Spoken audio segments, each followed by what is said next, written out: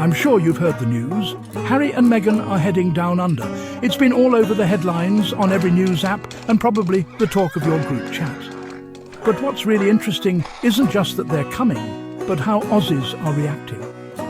You might expect a bit of royal fatigue, or maybe even some eye rolls, but the vibe here is actually pretty different from what you might think.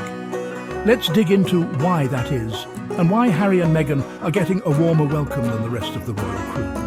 Media's spinning it like we're all ready to unleash the cold shoulder. Headlines scream about controversy, about royal drama, about how Australia's over the monarchy. But if you actually listen to what people are saying in the cafes, on the trains or in the parks, you'll hear a different story. Sure, there's a bit of scepticism. Aussies are famous for not taking things too seriously, especially when it comes to pomp and ceremony. But there's also a sense of curiosity and even a bit of excitement about Harry and Meghan's visit. It's not every day that royals come to town, and these two are a bit different from the rest. Truth is, most Aussies aren't buying the royal drama. Here's the thing. When it comes to William and Charles, most Aussies don't exactly roll out the welcome mat. There's a bit of a disconnect there. A sense that those royals are part of an old system that doesn't really fit with modern Australia. People remember the history, the colonial ties, and the way the monarchy has sometimes seemed out of touch with what matters here. It's not personal, exactly. It's just that the connection isn't really there. For a lot of Australians, the monarchy is something that belongs to another era, another country. And when William or Charles visit, it can feel a bit like a reminder of that old relationship, one that's complicated and not always comfortable. They see them as symbols of a monarchy that's left more scars than smiles, especially for Indigenous Aussies. The legacy of colonisation is still felt deeply in Australia, and for many Indigenous people, the royal family represents a painful history. It's not just about the past either. It's about the ongoing struggles for recognition, for justice, and for a fair go. When the royals come to visit, it can bring up a lot of those feelings, and it's not always easy to separate the people from the institution they represent. That's why there's often a bit of distance, a bit of caution when it comes to welcoming the traditional royals. But Harry and Meghan, whole different vibe. They're not seen as part of that old guard, not really. They've stepped away from the traditional royal roles, and that's something a lot of Aussies respect. There's a sense that they're trying to do things differently, to break away from the old rules and expectations. And that resonates here, in a country that values independence, fairness, and a bit of irreverence. People see Harry and Meghan as more relatable, more down to earth, and more willing to speak up about things that matter. Ask around in any pub or coffee shop and you'll get the same answer. People actually look forward to their visit. It's not just about celebrity, though that's part of it. It's about the way Harry and Meghan have positioned themselves, not as distant royals, but as people who care about real issues. They've talked openly about mental health, about equality, about the challenges they've faced. That kind of honesty goes a long way here. Aussies appreciate people who are willing to be real, to admit their struggles, and to stand up for what they believe in. Why? Because Harry and Meghan ditched the royal script, called out the old school nonsense, and started talking about stuff that actually matters, like mental health and equality.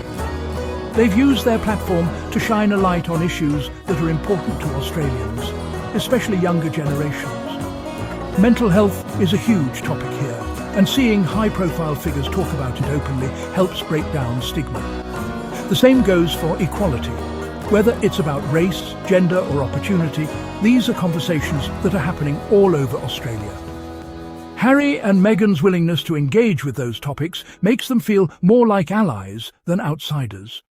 They're not just royals, they're relatable. You see them laughing with their kids, talking about their own challenges and trying to make a difference. That's something people here can connect with.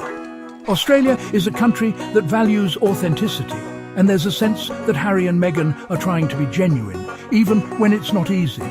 They're not pretending to be perfect, and that's refreshing. It makes them feel less like distant figures and more like people you could actually have a conversation with. So forget the headlines. Aussies are ready to give them a fair go, not the cold shoulder. That's a big part of the culture here. Giving people a chance, seeing what they're really about before making up your mind. It's not about blind loyalty or celebrity worship. It's about fairness, about giving everyone a shot. And right now, Harry and Meghan are getting that chance. People are curious to see what they'll do, what they'll say, and how they'll connect with the community. That's the real story. It's not about royal protocol or tabloid drama. It's about people, about connection, and about the things that matter to Australians today. So, as Harry and Meghan get ready to touch down, the mood here isn't cold or distant. It's open, welcoming, and maybe even a little bit hopeful. Because at the end of the day, Aussies know how to spot what's real, and they're ready to see what Harry and Meghan are really about. Let's take a step back and look at the bigger picture. Australia's relationship with the monarchy has always been a bit complicated. On one hand, there's history, tradition, and a sense of connection to the UK. On the other, there's a strong streak of independence, a desire to chart our own course, and a growing movement for Australia to become a republic. That tension plays out every time a royal visits, and it's part of what makes the reaction to Harry and Meghan so interesting. In the past, royal visits were huge events. Streets would fill with people waving flags, hoping to catch a glimpse of the Queen or Prince Charles. There was a sense of occasion, of being part of something bigger. But over time, that excitement has faded for many Australians. The world has changed, and so has Australia. People are more focused on local issues, on what's happening in their own communities, than on the lives of distant royals. The Republican debate is never far from the surface. Every time there's a royal wedding, a scandal, or a visit, the question comes up again. Should Australia cut ties with the monarchy? It's a conversation that's been going on for decades, and it's not going away anytime soon. For some, the monarchy is a symbol of stability and tradition.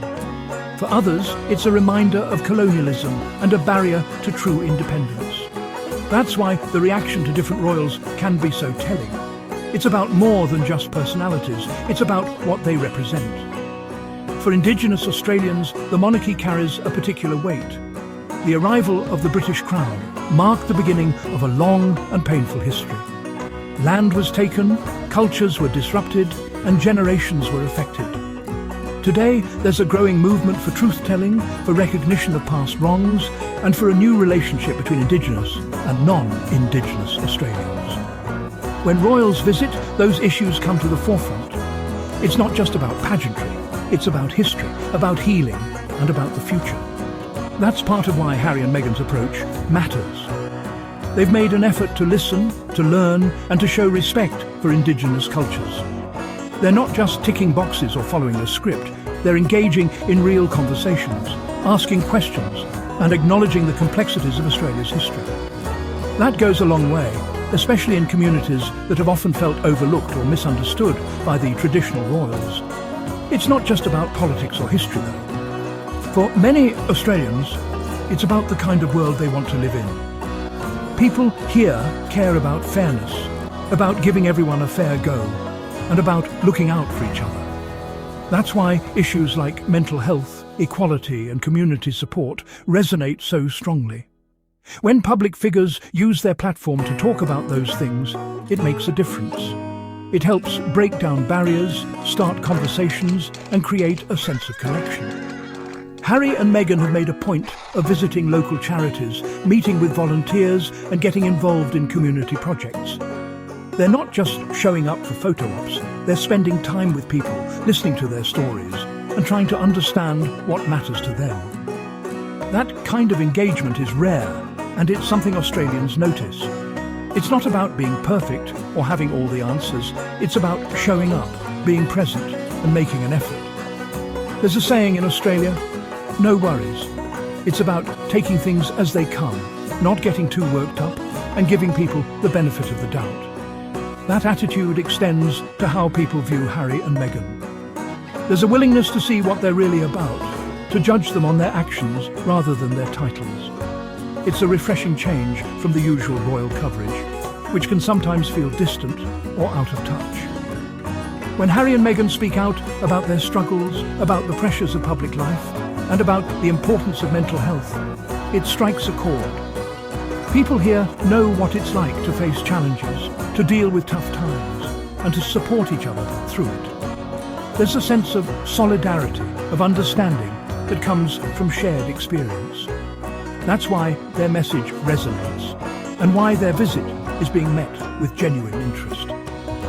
Social media has played a big role in shaping the conversation. Younger Australians in particular are using platforms like Instagram, Twitter and TikTok to share their thoughts, to challenge stereotypes and to highlight the issues that matter to them. Harry and Meghan's openness, their willingness to engage online and their focus on real-world problems have made them especially popular with this generation.